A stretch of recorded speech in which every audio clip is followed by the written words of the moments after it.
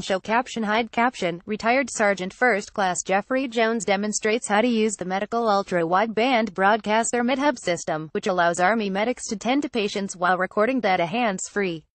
Photo credit Joe Lacton. View original. Washington. Today's Army medics can be slowed down during medical evacuation missions by the need to document patient data and medication logs.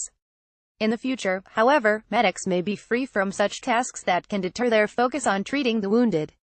The Army Medical Materiel Agency, or AMA, at Fort Detrick, Maryland, has been working with Net Warrior Soldier and industry partners to develop new transport telemedicine systems that will automatically do the work for them. The Medical Ultra-Wideband Broadcast, or MedHub, is a hands-free system that uses Bluetooth technology to capture data, including patient information, inventory and arrival times. The Bluetooth system uses a broad range of frequencies at very low amplitude. Members of AMA performed a demonstration of the developmental equipment at the Association of the U.S. Army Annual Meeting and Exposition, October 10.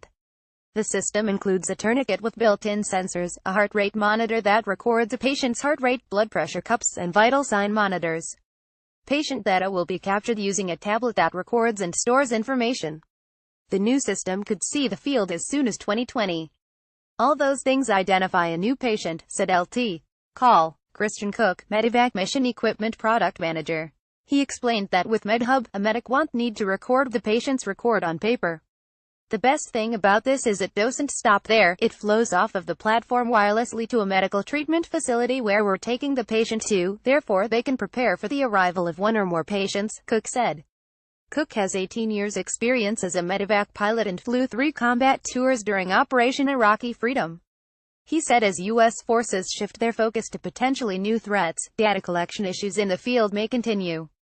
We think these problems will exist in the multi-domain battlefield, Cook said. We've got to be able to return our evac assets to the fight quicker, and that means quicker exchange of information.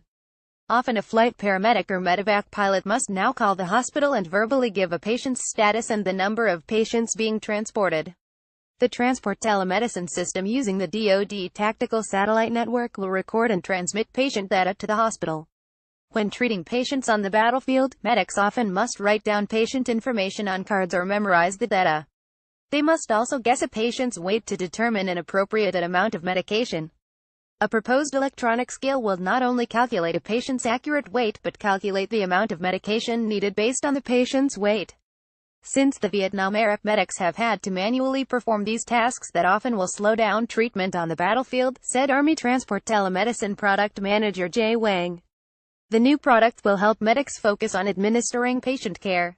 Medical data on patients will also be forwarded to hospitals up to 30 minutes prior to a patient's arrival, enabling hospital personnel the ability to perform more effective patient care.